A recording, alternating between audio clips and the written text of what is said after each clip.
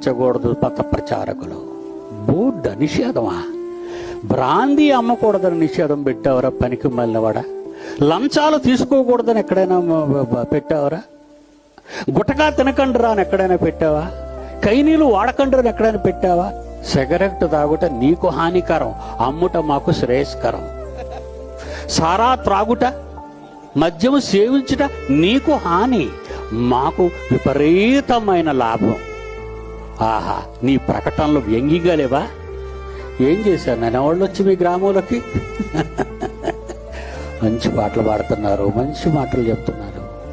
మీరందరూ చెడిపోండి, మీరందరూ మందు తాగండి, మీరందరూ సిగరెట్లు తాగండి. ఏమండి, ఏ క్రైస్తవుడైనా చెప్తాడా? నోరెత్తితే మన పాపాలు వద్దు బాబోయ్ అంటాం. వాళ్ళు నోరెత్తితే పాపాలు చెయ్యండి రా నాయన అంటారు వాళ్ళు. ఇప్పుడు అదే సిచ్యుయేషన్ భారతదేశంలో ఉంది.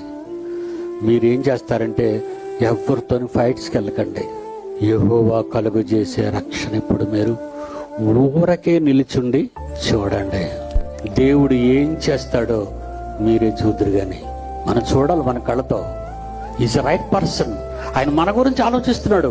ఈ భారతదేశంలో ఉన్న క్రైస్తవుల కోసం ఆయన కూడా ఆలోచన కలుగున్నాడు. ఆకాశ మహాకాశాలు పట్టజాలని మన కన్న తండ్రి ఆలోచనలలో భారతదేశం ఉంది.